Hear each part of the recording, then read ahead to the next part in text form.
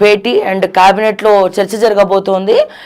ముఖ్యంగా ఏదైతే ఉద్యోగుల బిల్స్ రావాలో సో దాన్ని క్లియర్ చేయడం కోసము రేపు క్యాబినెట్లో మరి చర్చ జరగబోతోంది. దీంతో పాటు మున్సిపల్ ఎన్నికల గురించి కూడా డిస్కషన్ జరగబోతోంది అతి త్వరలో. అండ్ అలాగే యాజ్ యూజువల్ జూన్ 5వ తారీఖు అంటే రేపు ప్రభాకర్ రావు ఇప్పటికే హైదరాబాద్కి చేరుకోవడం జరిగింది. సో రేపు 5వ తారీఖు ఫోన్ ట్యాపింగ్ విషయంలో ప్రభాకర్ రావు మరి విచారణ చేయబోతోంది మరి ఈ ప్రభుత్వం. మరి రేపు విచారణ అయిన తర్వాత మరి ఈ విచారణలో కేసీఆర్ పేరు కానీ కేటీఆర్ పేరు కానీ వాళ్ళు చేయమంటేనే నేను చేశానని ప్రభాకర్ రావు చెప్తాడా?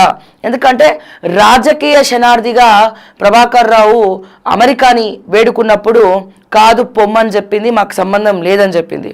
మరి ఇప్పుడు అతని కేసు నుంచి తప్పించుకోవాలంటే ఇప్పుడు ఈ ఫోన్ ట్యాపింగ్కి కర్త కర్మ క్రియ అంతా కూడా ప్రభాకర్ రావు ద్వారానే జరిగింది. కాబట్టి మరి ప్రభాకర్ రావు తప్పించుకోవాలి అంటే ఏ కేసీఆర్ మీదనో లేకపోతే కేటీఆర్ మీదనో హరీష్ రావు మీదనో సంతోష్ రావు మీదనో వాళ్ళు చెప్తేనే నేను చేశాను.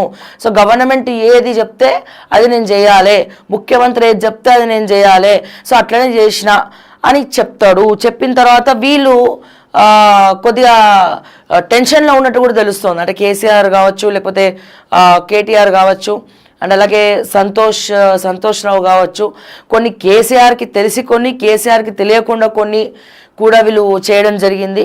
సో దీన్ని ముఖ్యంగా చూడాలి అంటే మరి ఫోన్ ట్యాపింగ్ కేసులో ప్రభాకర్ రావు అరెస్ట్ అవుతాడా, వీళ్ళ పేర్లు బయట పెడతాడా, ఏ రకంగా చూస్తారనేది రేపటి వరకు మనం ఆగాల్సిందే.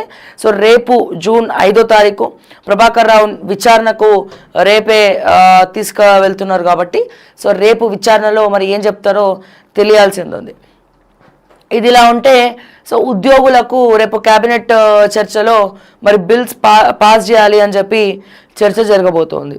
దానికంటే ముఖ్యంగా ఈ రిటైర్మెంట్ ఏదైతే ఇది ఉందో టైం పీరియడ్ ఉందో 60 ఇయర్స్కి ఉంది కదా, ఇప్పుడు 62 ఇయర్స్కి చేయాలని ఈ ప్రభుత్వం నిర్ణయించుకుందంట. అన్ని పనికిమాలిన ఆలోచనలు చేయాల్సినవి చేయకుండా ఇంకేదో చేస్తూ ఉన్నారు. ఇప్పటికే కొత్తగా ఉన్నటువంటి యువతరానికి నవతరానికి సో 30 సంవత్సరాలు నిండిన వాళ్ళకి గవర్నమెంట్ ఉద్యోగాలు రావాలంటే ఒక క్వశ్చన్ మార్క్ ఎక్స్క్లమేటరీ ఎన్నో పోరాటాలు, అంటే ఆ ఉద్యోగాలు భర్తీ చేయడానికి కూడా ఎన్నో పోరాటాలు. ఆ ఉద్యోగాలు వచ్చినప్పటికీ కూడా మళ్ళీ ఆ ఉద్యోగాల్లో కాంట్రవర్సీలు, 46 జీవోలు, 29 జీవోలు, మళ్ళీ తర్వాత ఉద్యోగాలు అమ్ముకోవడాలు, వీటన్నిటి మధ్యలో నీతిగా నిజాయితీగా చట్టబద్ధంగా చదువుకున్నోడికి ఎక్కడైనా ఉద్యోగం వస్తుందా అంటే ఒకరికో ఇద్దరికో వస్తుంది. సో ఇప్పుడు వీళ్ళు రిటైర్మెంట్ స్పాన్ అనేది పెంచుకుంటూ పోతూ ఉంటే కేసీఆర్ చేసిన తప్పు మళ్ళీ రేవంత్ చేస్తూ ఉన్నాడు. 58 ఇయర్స్ ఉన్నదానికి 60 తీసుకొచ్చినారు. సో రిటైర్మెంట్ పెంచుతూ ఉంటే కొత్త వాళ్ళకి అవకాశాలు ఎక్కడ ఉంటాయి, యువతరానికి అవకాశాలు ఎక్కడ ఉంటాయి, ఇంకా లేట్ అవుతుంది. సో 2 ఇయర్స్ పొడిగించడం వల్ల కొంతమంది ఏజ్ బార్ అంటే ఈ గవర్నమెంట్ ఉద్యోగానికి 30 ఇయర్స్ 32 ఇయర్స్ లాస్ట్ అనుకుందాం, 35 ఇయర్స్ లాస్ట్ అనుకుందాం. సో ఇప్పుడు ఏమైపోతుంది, ఇక్కడ 60 ఇయర్స్ పెంచితే మళ్ళా వీళ్ళకి ఎవరైతే కొత్తగా వస్తున్నారో వాళ్ళకి ఏజ్ టైం పీరియడ్ అనేది ఇబ్బంది అవుతుంది. ఒకవేళ మీరు ఇక్కడ పెంచినట్లయితే అంటే ఈ 62 ఇయర్స్ కనుక మీరు పెంచితే ఇక్కడ ఉద్యోగ అవకాశాలు కూడా పెంచాల్సి వస్తుంది, పాయింట్ నెంబర్ 1.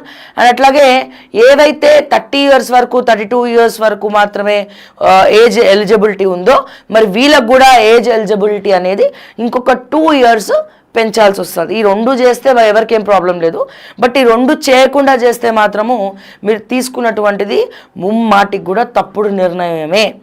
సో వీటికి సంబంధించినటువంటి వార్తలన్నీ కూడా ఈరోజు పేపర్లో ఉన్నాయి. ఒకసారి మనం చూద్దాం. ముందుగా